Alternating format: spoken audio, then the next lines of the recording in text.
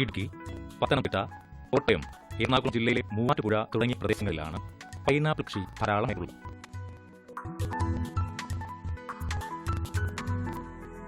കേരളത്തിലെ 85% കൃഷിയും ഈ സ്ഥലങ്ങളിലാണ്. കേരളത്തിൽ വർഷം തോറും ഏതാണ്ട് 12,500 ഹെക്ടർ സ്ഥലത്ത് പൈനാപ്പിൾ കൃഷി ചെയ്യുകയും 1,00,000 ടണ്ണിലധികം വാർഷിക ഉത്പാദനവും ലഭിക്കുന്നു എന്നുമാണ് കണക്ക്.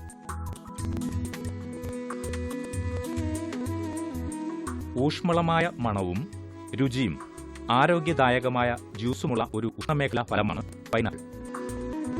ഇതിൽ ധാരാളം കാൽസ്യം, പൊട്ടാസ്യം, നാരുകൾ, ജീവകം സി എന്നിവയും അടങ്ങിയിരിക്കുന്നു.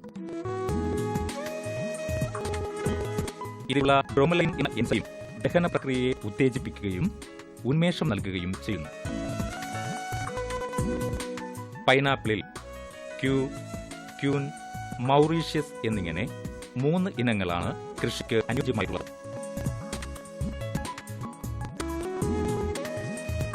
കൂടാതെ അമൃത എന്ന പുതിയ ഇനവും കാർഷിക സർവകലാശാലയിൽ നിന്നും കൃഷിക്കാർക്ക് ശുപാർശ ചെയ്യപ്പെടുന്നുണ്ട്.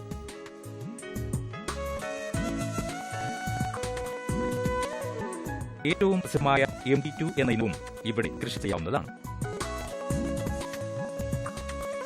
നല്ല നീർവാർച്ചയുള്ളതും അല്പം അമ്ലതയും നല്ല ജൈവ വളക്കൂറുമുള്ളതുമായ മണ്ണാണ് പൈനാപ്പിൾ കൃഷിക്ക് നല്ലത്.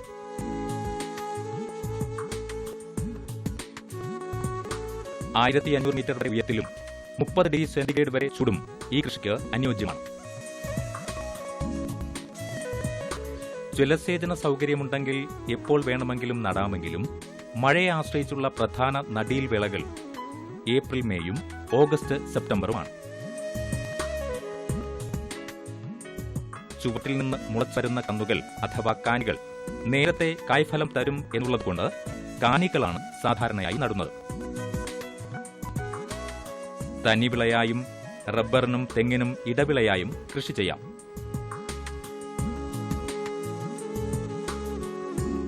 തനിവിളയായി കൃഷി ചെയ്യുമ്പോൾ 30 സെന്റിമീറ്റർ താഴ്ചയും ചെടികൾ തമ്മിൽ 45 സെന്റിമീറ്ററും വരികൾ തമ്മിൽ 90 സെന്റിമീറ്ററും അകലത്തിൽ നടാൻ 1 ഹെക്ടറിൽ ഏതാണ്ട് 40,000 കാനികളും ഇടവിളയായിട്ടാണെങ്കിൽ 25,000-ഓളം കാനികളും ആവശ്യമായി വരും.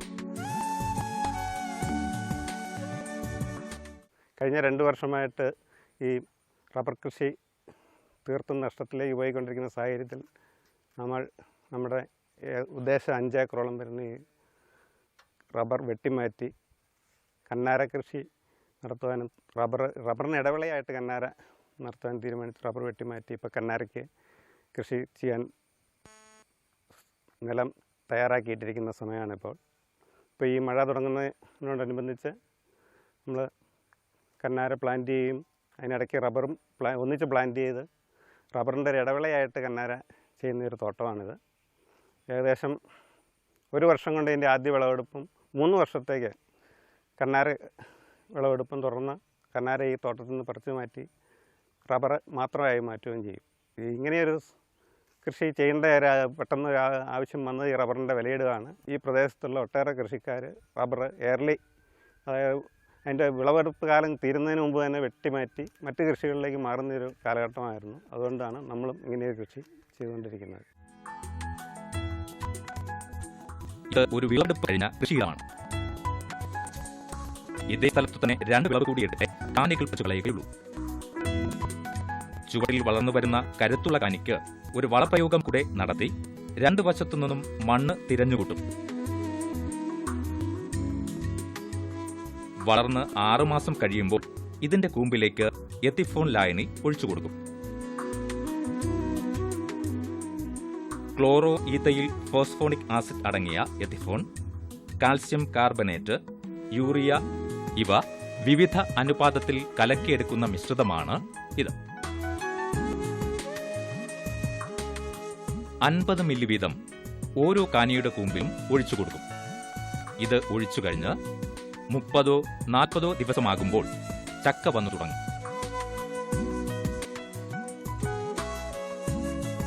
3 മാസം കൂടി കഴിഞ്ഞാൽ വിളവെടുക്കാനും സാധിക്കും. എനിക്ക് 12 ഏക്കർ കന്നാരത്തോട്ടമുണ്ട്. അതിൽ 8 ഏക്കർ ഇതിപ്പോൾ രണ്ടാമത് കൃഷി ചെയ്യാൻ തുടങ്ങുന്നു. ബാക്കിയുള്ള 1 ഏക്കർ തോട്ടം അപ്പുറ വശത്താണ്. അതിൽ ഒരിടത്ത് വെട്ടിക്കഴിഞ്ഞു, ഒരിടത്ത് വെട്ടാൻ വേണ്ടി പ്ലാവായി വരുന്നു. അത് ഓണത്തോടി വരാനുള്ളതൊക്കെ ആയിട്ടാണ് വരുന്നത്. ഇത് ശരിക്കും ജൈവ കൃഷിയിലാണ് ഈ തോട്ടം ചെയ്യുന്നത്. ചാണകം മാത്രം ഉപയോഗിച്ച് ഉള്ള തോട്ടമാണ് ഇത് കൃഷി ചെയ്യാൻ പോകുന്നത്. പിന്നെ ഇവിടെ വാഴക്കുളത്ത് നമുക്ക് ഇഷ്ടംമാതിരി മാർക്കറ്റ് സൗകര്യത്തിനാണ് ചക്ക വയ്ക്കാനുള്ള സൗകര്യമുള്ളതിൻ്റെ പേരിൽ വിലയിൽ വലിയ മാറ്റങ്ങൾ നമുക്കിവിടെ എളുപ്പമുണ്ട് കൊണ്ടു കൊടുക്കാനും ഒക്കെ ആയിട്ട്. അങ്ങനെയാണ് ഇവിടെ കന്നാർ കൃഷി ഇത്രയും മൂലമായിട്ട് നടക്കാൻ നമുക്ക് സാധിക്കുന്നത്.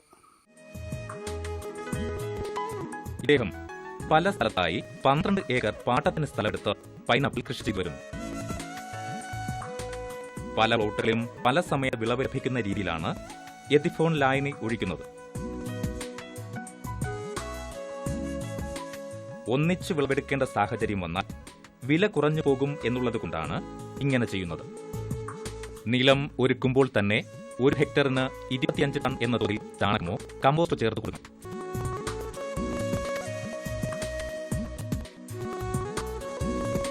കൂടാതെ കാനിയൂന്നിന് NPK വളം 8:4:8 ഗ്രാം എന്ന തോതിൽ ഓരോ വർഷവും നൽകണം.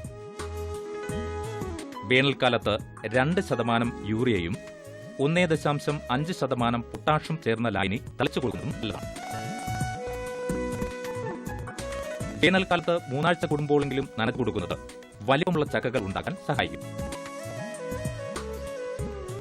ഒരു കർഷകനെ സംബന്ധിച്ചിടത്തോളം ഇന്ന് പൈനാപ്പിൾ കൃഷി എങ്ങനെ ചെയ്യണം, ഏത് ഇനം കൃഷി ചെയ്യണം, അത് ഏതെല്ലാം രീതിയിലാണ് കൃഷി ചെയ്യേണ്ടത്, എപ്പോൾ കൃഷി ഇറക്കണം, അത് ഏതെല്ലാം രീതിയിൽ നടണം, ഏതെല്ലാം കൃഷി ഇതിൻ്റെ ഇടവിളയായിട്ട് കൃഷി ചെയ്യാം, ഇതിൻ്റെ നടിയിലകലം, ഇതിൻ്റെ നടിയിലിൻ്റെ ആഴം, ഇതിലെന്തുമാത്രം വളം ചേർക്കണം, അതുപോലെ തന്നെ ജൈവവളവും രാസവളവും എങ്ങനെയെല്ലാം ചേർക്കണം, അതുപോലെ തന്നെ ഈ കൃഷിയിൽ പൊതുവെ നമുക്ക് നേടിക്കൊണ്ടിരിക്കുന്ന മറ്റൊരു പ്രയാസമാണ് കളകൾ. ഈ കളകളെയൊക്കെ ഏതെല്ലാം രീതിയിൽ നമുക്ക് നിയന്ത്രിക്കാൻ പറ്റും. അപ്പോൾ കള നിയന്ത്രണ മാർഗങ്ങളായിട്ടുള്ള എല്ലാ കാര്യങ്ങളും, അതുപോലെ തന്നെ ഞാൻ ആദ്യം സൂചിപ്പിച്ചതുപോലെ ഈ പൈനാപ്പിൾ നേരിടുന്ന കീടരോഗ പ്രശ്നങ്ങൾ. ഇപ്പോൾ കേരളത്തിൽ പൊതുവെ കീടരോഗങ്ങൾ കൂടുതലായിട്ട് കണ്ടുവരുന്ന അവസ്ഥയാണ് മഴ തുടങ്ങുന്നതോടുകൂടി നമ്മുടെ മണ്ണിലുള്ള ജലാംശം കൂടുന്നു, അതുപോലെ അന്തരീക്ഷത്തിലുള്ള ഈർപ്പം കൂടുന്നു. ഇവയെല്ലാം കൂടുതൽ കീടരോഗവർദ്ധനയ്ക്ക് ഇടയാക്കുന്നതാണ്. പൈനാപ്പിൾ കാണുന്ന ഏറ്റവും പ്രധാനപ്പെട്ട കീടമെന്ന് പറയുന്നത് മീലി ബഗാണ്. ഈ മീലി ബഗ് കൂടുതലും കാണുന്നത് വേനൽക്കാലത്താണ്, നല്ല ചൂടുള്ള അവസ്ഥയിലാണ്.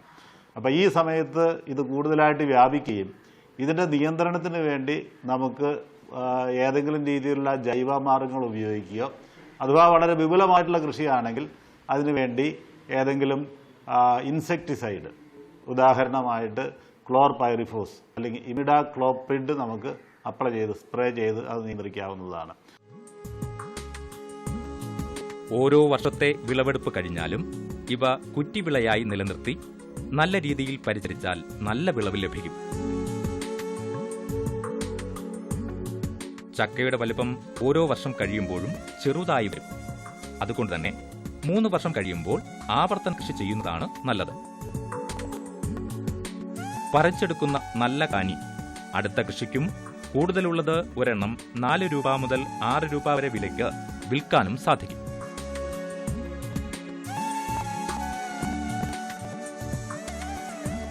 പൈനാപ്പിൾ ഉൽപാദനം പരിചരണ വകകളെയും നട്ട കാനികളുടെ എണ്ണത്തെയും ആശ്രയിച്ചിരിക്കും. സാധാരണയായി 1 ഹെക്ടറിന് 40 മുതൽ 50 ടൺ വരെ ചക്ക ലഭിക്കാറുണ്ട്. ലോകത്തെ ഏറ്റവും നല്ല പൈനാപ്പിളിൻ്റെ ഒരു കേന്ദ്രമായിട്ടുള്ള വാഴക്കുളം പൈനാപ്പിൾ, വളരെ ലോകപ്രസിദ്ധി ആർജിച്ച വാഴക്കുളം പൈനാപ്പിൾ, വാഴക്കുളത്തിനോട് അവിടെ തന്നെ വളരെ വലിയ ഒരു പൈനാപ്പിൾ മാർക്കറ്റുമുള്ള വാഴക്കുളത്തിനോട് അടുത്ത് തന്നെ സ്ഥിതി ചെയ്യുന്ന ഒരു പഞ്ചായത്താണ് കല്ലൂർക്കാട് ഗ്രാമപഞ്ചായത്ത്. വലിയ തോതിൽ പൈനാപ്പിൾ കൃഷി വളരെ വ്യാപകമായിട്ട് കൃഷി ചെയ്തു വരുന്നു. സ്വന്തം സ്ഥലത്ത് വളരെ നന്നായിട്ട് പൈനാപ്പിൾ കൃഷി ചെയ്യുകയും അദ്ദേഹത്തിന് കൃഷിഭവനിൽ നിന്ന് സ്റ്റേറ്റ് ഹോർട്ടിക്കൾച്ചർ മിഷൻ്റെ പദ്ധതി പ്രകാരം പൈനാപ്പിളിന് സബ്സിഡി അനുവദിക്കുകയും ചെയ്തിട്ടുണ്ട്. പൈനാപ്പിൾ കൃഷി ഈ പ്രദേശത്ത് വളരെ വ്യാപകമായിട്ട് കൃഷി ചെയ്തു വരുന്ന റബ്ബർ പ്ലാന്റിങ്ങിൻ്റെ ഇടയ്ക്കാണ് ഈ പൈനാപ്പിൾ കൃഷി വളരെ വ്യാപകമായിട്ട് ചെയ്തു വരുന്നത്.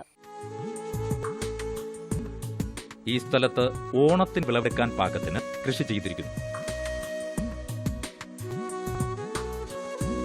2 മാസം കൂടി കഴിഞ്ഞാൽ 1.5 കിലോയിൽ കൂടുതലുള്ള ചക്കകൾ ഇവിടെ നിന്നും ലഭിക്കും.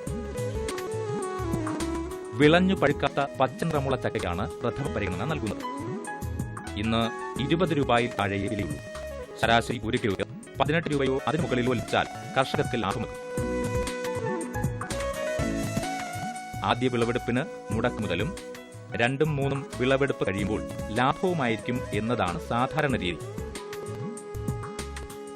ആദ്യ വിളവെടുപ്പ് മുതൽ ലാഭം ഉണ്ടാക്കുന്നവരും ധാരാളമുണ്ട്. നമുക്ക് ഈ സുഹൃത്തിനെ നമുക്കൊന്ന് പരിചയപ്പെട്ട് കഴിഞ്ഞാൽ ഏതാണ്ട് 20 വർഷത്തോളമായി ഇപ്പോൾ ഈ സുഹൃത്ത് കന്നാര കൃഷി ഇങ്ങനെ ചെറിയ 2 ഏക്കർ 3 ഏക്കർ വീതം കൃഷികൾ നടത്തി ഇപ്പോൾ ഇത് വലിയൊരു ഫ്ലോട്ട് എടുത്തിരിക്കുന്നു. വേറെ ഇപ്പോൾ ഏകദേശം ഒരു 10-15 ഏക്കറോളം ആയിട്ടുണ്ട്. ഇപ്പോൾ ഇനി അടുത്തത് ഇത് ഷെയർ കൂടി, അതായത് സുഹൃത്തുക്കളുടെ എണ്ണം കൂട്ടി ഷെയർ കൂടിക്കൊണ്ട് വലിയ തോതിൽ ഇത് പ്ലാൻ ചെയ്യാനുള്ള ഉദ്ദേശത്തിലാണ് ഞങ്ങളെല്ലാം കൂടെ കൂട്ടായി ആലോചിക്കുന്നുണ്ട്. ഈ തരത്തിലുള്ള ഈ കൃഷി കൊണ്ട് നമുക്ക് മുന്നോട്ട് പോകുമ്പോൾ നമുക്ക് സാമ്പത്തികമായി വളരെ മെച്ചം കിട്ടും. ഈ ഒരു വലിയ തോട്ടം കൃഷി ചെയ്ത് കഴിഞ്ഞ് കഴിഞ്ഞാൽ അതെല്ലാം കന്നാര കൃഷി ചെയ്യുമ്പോൾ ആ കാനി വലുപ്പചെറുപ്പം അനുസരിച്ച് തിരിഞ്ഞ് സെക്ഷൻ തിരിച്ചു വയ്ക്കും. എങ്കിലേ നമുക്കത് ഒരു 3ആയി ഡിവൈഡ് ചെയ്ത് കഴിയുമ്പോൾ നമുക്ക് 3 പ്രാവശ്യമായി വരുന്ന ഒരു 20 ദിവസം ക്യാപ്പ് വെച്ച് കഴിക്കാൻ പറ്റുള്ളൂ. എങ്കിലേ നമുക്ക് ആവറേജ് വില ചക്ക വിറ്റാൽ കിട്ടാൻ കഴിയുള്ളൂ. അപ്പോൾ ആ തരത്തിൽ കൃഷിക്കാർ ഈ വില കൂടുതൽ കിട്ടുന്ന സമയങ്ങളൊക്കെ കണക്ക് കൂട്ടി ഇപ്പോൾ ഈ നൊയമ്പ്, ശബരിമല സീസൺ, നൊയമ്പ് ഇങ്ങനെയൊക്കെയുള്ള ആ സമയമൊക്കെ നോക്കി മരുന്നൊഴിക്കാറുണ്ട്. അപ്പോൾ ആ തരത്തിലുള്ള ഒരു കൃഷി രീതിയിൽ മുന്നോട്ട് പോകുമ്പോൾ നമുക്ക് ഇതിൻ്റെ ഏറ്റവും വലിയ മാർക്കറ്റിംഗ് നടക്കുന്ന വാഴക്കുളമാണ്. ഈ കന്നാര എന്ന് പറഞ്ഞ പേരിലെ വാഴക്കുളം ഈ ലോകരാഷ്ട്രങ്ങൾ മുഴുവനും അറിയപ്പെടുന്ന സ്ഥലമാണ്. ഈ പ്ലോട്ടിൽ വിളവെടുപ്പ് നടക്കും. 3 ടൺ പൈനാപ്പിളെങ്കിലും ഇന്ന് വെട്ടിയെടുക്കും. ഇത് ആദ്യ വിളവെടുപ്പാണ്. അതുകൊണ്ട് തന്നെ ചക്കയും വളരെ വലുതാണ്.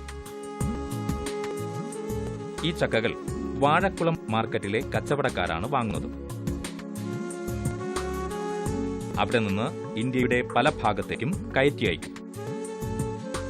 എക്സ്പോർട്ടിങ്ങും ഇവിടെ നിന്ന് തന്നെയാണ് നടക്കുന്നത്. കുറഞ്ഞ കാലം കൊണ്ട് കൂടുതൽ ആദായം കിട്ടുമെന്നുള്ളതുകൊണ്ട് മിക്കവാറും മൗറീഷ്യസ് ഇനമാണ് വൻതോതിൽ കൃഷി ചെയ്യുന്നത്. അടുത്ത കാലത്തായി വാഴക്കുളം പൈനാപ്പിൾ എന്ന പേരിൽ ഇതിന് ഭൂസൂചിക രജിസ്ട്രേഷൻ ലഭിച്ചുകൊണ്ട് ഇതിന് കയറ്റുമതി പ്രാധാന്യം വർദ്ധിച്ചിട്ടുമുണ്ട്.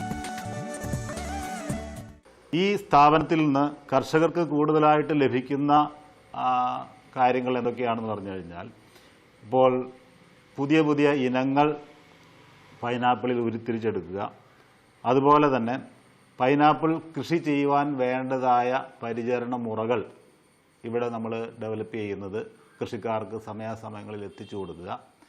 ഇതിൻ്റെ കൃഷിയിൽ കർഷകർക്കുണ്ടാകുന്ന പ്രയാസങ്ങൾ, പ്രത്യേകിച്ച് ഇതിൻ്റെ കീട രോഗബാധകളെല്ലാം അപ്പോൾ സംഭവിക്കുന്നത് അത് ഇവിടെ അവർ സാമ്പിളായിട്ട് കൊണ്ടുവരികയും അത് പരിശോധിച്ച് അതിൻ്റെ നിയന്ത്രണ മാർഗങ്ങൾ ഇവിടുന്ന് ശുപാർശ ചെയ്യുകയും കൊടുക്കുകയും ചെയ്യുന്നുണ്ട്.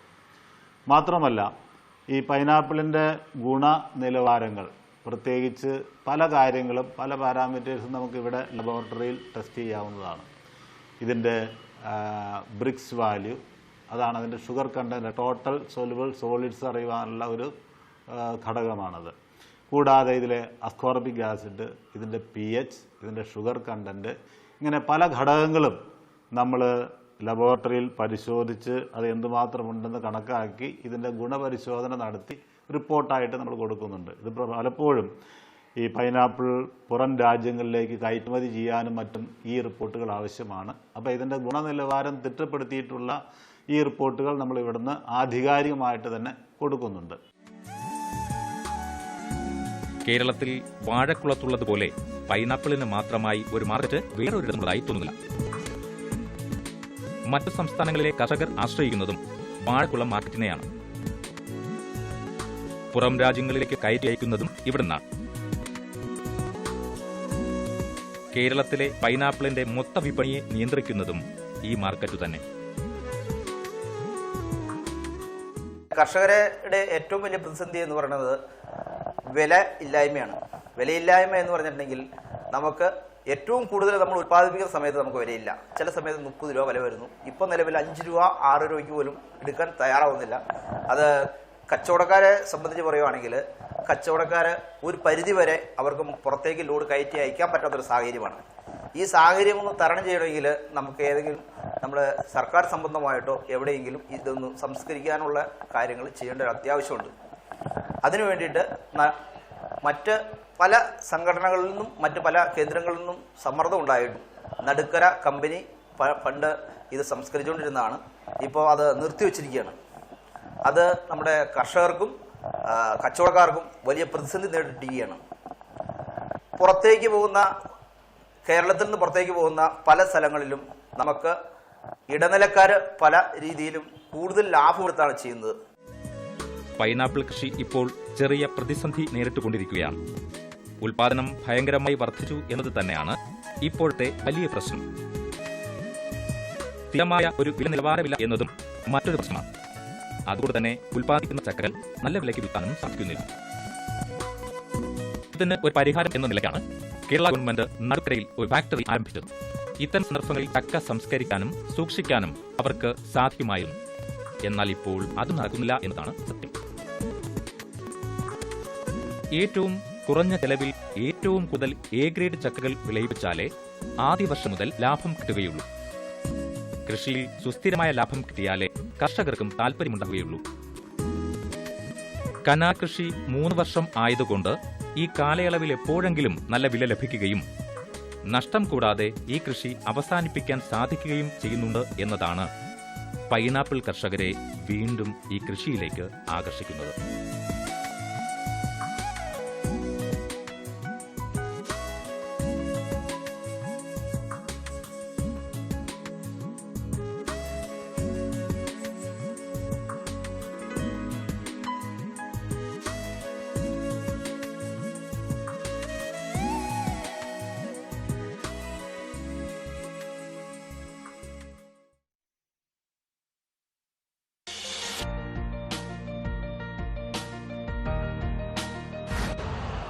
यूरिया का स्वदेशी उत्पादन 70 लाख टन बढ़ाने के लिए 6 उर्वरक संयंत्रों का उद्धार किया जा रहा है। FCIL के गोरखपुर, सिंदरी, तलचर और रामागुंडम संयंत्र, HFCL की बरौनी इकाई और BVFCL की नामरू फोर्थ। सोने पर सुहागा ये है कि देश में अब बनेगा सिर्फ नीम लेपित यूरिया, क्योंकि इससे होगा किसानों का फायदा ही फायदा। अनाज का उत्पादन 10% तक बढ़ेगा। बढ़ेगी 10 से 15% नाइट्रोजन क्षमता।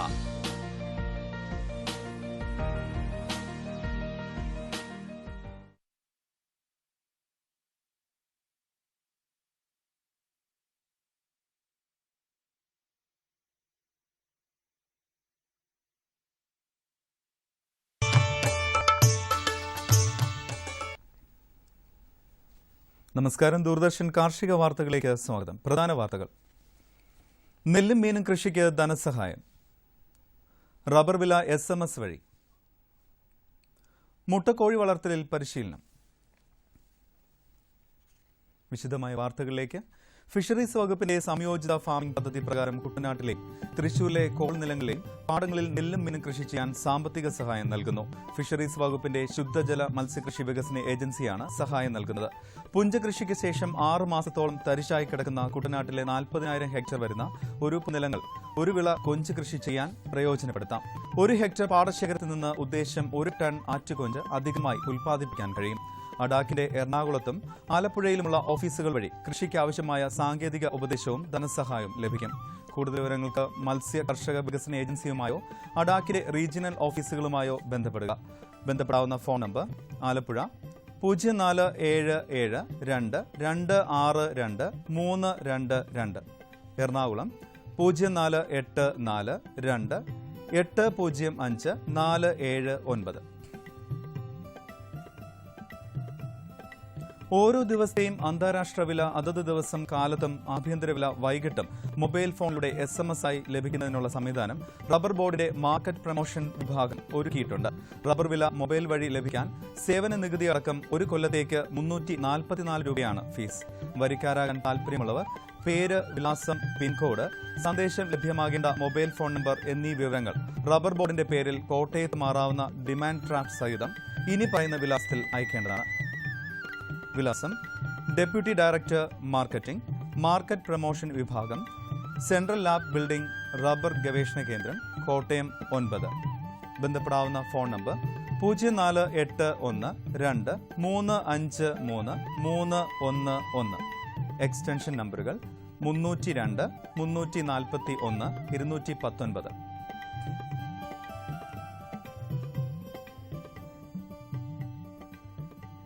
കേരള കാർഷിക സർവകലാശാലയുടെ Odakkali aromatic and medicinal plant research സ്റ്റേഷനിൽ വിവിധ തരം ഔഷധ സസ്യങ്ങളുടെ വിത്തുകളും തൈകളും വിൽപ്പനയ്ക്ക് തയ്യാറായിട്ടുണ്ട്.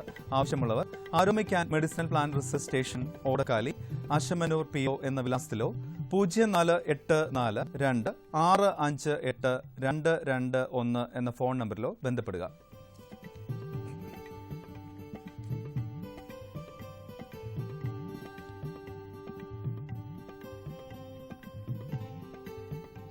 ഇഞ്ചിയുടെയും മഞ്ഞളിന്റെയും നടിയിൽ സമയമാണിപ്പോൾ.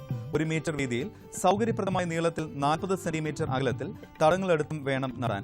കൂടാതെ ഇഞ്ചിക്ക് cent 1 1 kilogram rock phosphate, 200 gram muriate of potash എന്നിവ ചേർക്കണം. മഞ്ഞളിന് ഇവ യഥാക്രമം 600 ഗ്രാം 200 ഗ്രാം എന്ന രീതിയിൽ അടിവളമായി ചേർക്കണം. തടങ്ങൾ നിരപ്പാക്കി 20 സെന്റിമീറ്റർ അകലത്തിൽ ചെറുകുഴികളെടുത്ത് വിത്ത് നടുക. ഇഞ്ചി നടുമ്പോൾ മൈക്കോറൈസ, ട്രൈക്കോഡെർമ, സ്യൂഡോമോണസ് എന്നിവയുടെ കൾച്ചർ ചേർക്കുന്നത് മൂടുചീയൽ പോലുള്ള രോഗങ്ങൾ ചെറുക്കാൻ സഹായിക്കും. നട്ട ശേഷം കുഴികളിൽ ചാണകം ഇട്ടുകൊടുക്കുക. അതിന് മുകളിൽ പച്ചില കൊണ്ട് പുതയിടണം. 2 മാസത്തിന് ശേഷം പുതയിടാം. 1 സെന്റിന് ഏകദേശം 6 കിലോഗ്രാം വിത്ത് വരെ വേണ്ടിവരും. ചെങ്ങന്നൂർ സെൻട്രൽ ഹാച്ചറിയിൽ കർഷകർക്കായി ഈ മാസം 20 മുതൽ 22 വരെ മുട്ടക്കോഴി വളർത്തലിലും 24, 25 തീയതികളിൽ ആട് വളർത്തലിലും 27 മുതൽ 29 വരെ പശു വളർത്തലിലും പരിശീലനം നൽകുന്നു. പങ്കെടുക്കാൻ താൽപ്പര്യമുള്ള കർഷകർ ചെങ്ങന്നൂർ സെൻട്രൽ ഹാച്ചറിയുമായി ബന്ധപ്പെടേണ്ടതാണ്. ഇലകമൺ കൃഷിഭവൻ പരിധിയിൽ കർഷക രജിസ്ട്രേഷൻ പുതുക്കുന്നതിനും രജിസ്ട്രേഷൻ നടത്തിയിട്ടില്ലാത്ത കർഷകർക്ക് പുതിയതായി രജിസ്റ്റർ ചെയ്യുന്നതിനുമുള്ള പ്രവർത്തനങ്ങൾ ആരംഭിച്ചു. രജിസ്ട്രേഷൻ ഇല്ലാത്തവർക്ക് സർക്കാരിൽ നിന്ന് ആനുകൂല്യങ്ങൾ ലഭിക്കുകയില്ല. കർഷകർ കരം തീർത്ത രസീത്, ആധാർ, റേഷൻ, തിരിച്ചറിയൽ എന്നീ കാർഡുകൾ, ബാങ്ക് പാസ്ബുക്ക് എന്നിവയുടെ പകർപ്പ്, പാസ്പോർട്ട് സൈസ് ഫോട്ടോ എന്നിവയുമായി കൃഷിഭവനിൽ ഹാജരാകേണ്ടതാണ്.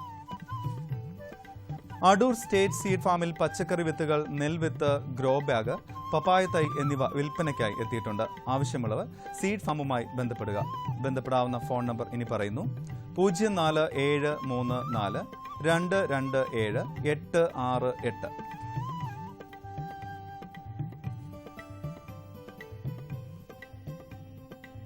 കമ്പോള നിലവാരം. വെളിച്ചെണ്ണ കൊച്ചി കിൻഡലിന് 7700 രൂപ, കോഴിക്കോട് 8600, തൃശൂർ 7750, കൊപ്ര കൊച്ചി 5280, കോഴിക്കോട് 5250, തൃശൂർ 5360, കുരുമുളക് അൺഗാർബിൾഡ് 68600, ഗാർബിൾഡ് 71600, ചുക്ക് മീഡിയം 16500, ചുക്ക് ബെസ്റ്റ് 18000, മഞ്ഞൾ Salem 10600, Erode 10800, Kochi rubber RSS 5 grade 12600 രൂപ, rubber RSS 4 grade 12900, Kottayam rubber RSS 5 grade 12600 രൂപ, റബ്ബർ RSS 4 ഗ്രേഡ് 12900 രൂപ. കമ്പോള നിലവാരം കൊച്ചിയിൽ. വെളിച്ചെണ്ണ 7700 രൂപ, കൊപ്ര 5280, പിണ്ണാക്ക് എക്സ്പെല്ലർ 2000, റോട്ടറി 2300, കുരുമുളക് അൺഗാർബിൾഡ് 68600, ഗാർബിൾഡ് 71600, ചുക്ക് മീഡിയം 16500, ബെസ്റ്റ് 18000, മഞ്ഞൾ നാടൻ 12000, അടയ്ക്ക പുതിയത് 18000 രൂപ മുതൽ 19000 രൂപ വരെ, ജാതിക്ക തൊണ്ടൻ കിലോഗ്രാമിന് 170 മുതൽ 180 രൂപ വരെ, ജാതിക്ക തൊണ്ടില്ലാത്തത് 350 രൂപ മുതൽ 370 രൂപ വരെ, ജാതിപത്രി 500 മുതൽ 1000 വരെ, ഗ്രാമ്പു 755 രൂപ. റബ്ബർ RSS 5 ഗ്രേഡ് ക്വിൻ്റലിന് 12600 രൂപ, റബ്ബർ RSS 4 ഗ്രേഡ് 12900, ഒട്ടുപാൽ 8200, ലാറ്റക്സ് 9500 രൂപ. കമ്പോള അവലോകനം. കാലാവസ്ഥാ മാറ്റം കൊപ്ര സംസ്കരണ രംഗത്ത് തടസ്സമുളവാക്കി. മഴ മൂലം കൊപ്ര കളങ്ങളിൽ തേങ്ങാവെട്ട് മന്ദഗതിയിലാണ്. പുതിയ സാഹചര്യത്തിൽ കൊപ്രയുടെ ലഭ്യത ചുരുങ്ങുന്നത് നിരക്ക് കൂടുതൽ മെച്ചപ്പെടുത്താം. കൊച്ചിയിൽ കൊപ്ര 5280 രൂപയിലാണ്. അന്തർ സംസ്ഥാന വ്യാപാരികൾ കുരുമുളക് സംഭരണം നിയന്ത്രിച്ചത് വിലയെ ബാധിച്ചു. വിപണിയിലേക്കുള്ള ചരക്ക് വരവ് കുറഞ്ഞിട്ടും നിരക്ക് താഴുന്നത് സ്റ്റോക്കിസ്റ്റുകളിൽ ആശങ്ക പരത്തി. അൺഗാർബിൾഡ് മുളക് കിലോ 686 രൂപയിലാണ്. ഏലക്ക വില വീണ്ടും കിലോ 1000 രൂപയ്ക്ക് മുകളിലെത്തി. ഇന്ന് കുമളിയിൽ നടന്ന ലേലത്തിൽ മികച്ച ഇനങ്ങൾ കിലോ 1012 രൂപയിൽ ലേലം കൊണ്ടു. ശരാശരി ഇനങ്ങൾ 700 രൂപയിലാണ്. മൊത്തം 53 ടൺ ഏലക്കയുടെ കൈമാറ്റം നടന്നു. ഇനി കാലാവസ്ഥ. കണ്ണൂർ കൂടിയ താപനില 33.8 ഡിഗ്രി സെൽഷ്യസ്, കുറഞ്ഞ താപനില 25 degree Celsius. Kozhikode 31.6, 24. Kochi 31, 23. Alappuzha 31.5, 24. Punalur 32.2, 22.2. Thiruvananthapuram 32.5 degree Celsius, 24.7 degree Celsius. ഇന്നത്തെ കാർഷിക വാർത്തകൾ സമാപിക്കുന്നു. നമസ്കാരം.